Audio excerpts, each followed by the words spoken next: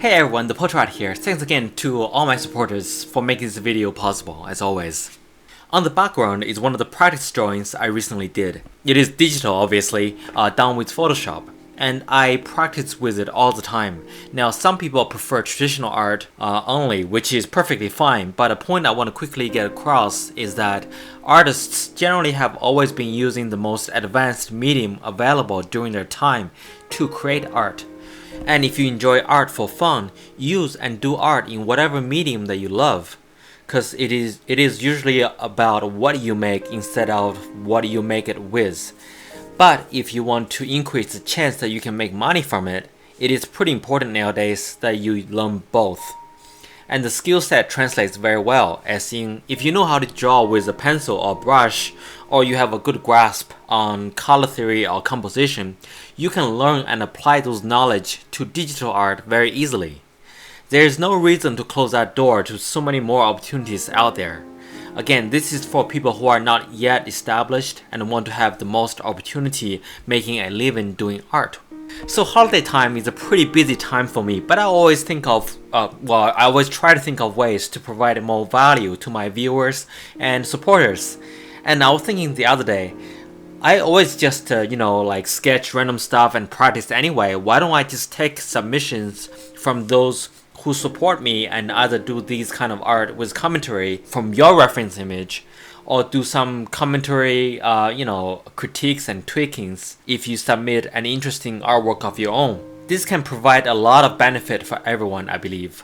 Obviously, I'm just one person, so it's going to be submissions from patrons and YouTube members only for now. And I'll choose based on quality of image, tier level, and seniority. And it doesn't have to be a person, it could be your pet. And the drawing is going to be digital and fairly loose. And if I picked your image and you like the result, I can probably send you the HD image. This is something I want to try. If it works well, I'll keep doing it. Of course, if I use your reference, you must have full copyright ownership. And by sending it to me, you give me full permission to display it in video, etc. It is best if you just email the picture to me or a link to the image via message on Patreon. For this drawing, this is actually my third attempt. I wasn't too happy with how it turned out the first two times. Just to let you know, I often screw up like everyone else. Brush wise, I just randomly picked one that I thought was interesting. And you can see how abstract and loose I made the hair to be. But I did spend most time on the face to make sure it looks okay and more realistic. I'm just gonna briefly talk about it. Lighting wise, there is just one main light source, you can tell from her eyes. And regarding proportions, everything is very generic. Like the space between the eyes is the width of one of the eyes. When you divide the face into thirds vertically, which is hairline to the eyebrows, and then the eyebrows to the bottom of the nose, and bottom of the nose to the bottom of the chin, you can see they are roughly equal, but not exactly equal. And that difference is the reason most of you probably find this face pretty attractive, because of this concept called, I'm going to try to pronounce it, Kinshinshima, which is just a subjective term for attractiveness or cuteness due to its commonality proportional wise to that of a child or baby. In this particular image, the most obvious ones is the large forehead, relatively speaking the smaller nose and large eyes, and everything being fairly symmetrical. I mean, Japanese anime really take this principle to the extreme.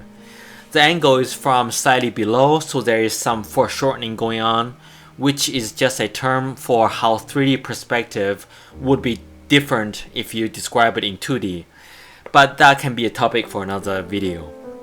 The dark part of the neck is important, even though it is rough, as you want to show that depth. Same thing with the tone value on the face, as you are relying on those to describe the 3D form of the face. And when you do a drawing of a girl or a child, it's almost always a good idea to make it very smooth. And as you can see, as long as the most important element, which in this case is her face, is done decently, you can be playful and loose with the supporting elements like the hair, and I hope it doesn't look too bad. I prefer it actually, but of course if you want to spend 50 hours drawing every strand of hair, have fun, but that's not my cup of tea and it takes away from the main element of this piece. That's just my opinion. One of the commenters from my previous video actually pointed out this type of art where you have elements of both like realistic parts and fairly abstract and loose parts. It's actually a style called abstract realism, which apparently is a thing, and it's currently one of my favorite styles. I hope everyone enjoyed this video, and hopefully I'll be making some commentary art videos soon. For exact detail on how to submit your reference image or your artwork, see this video's description.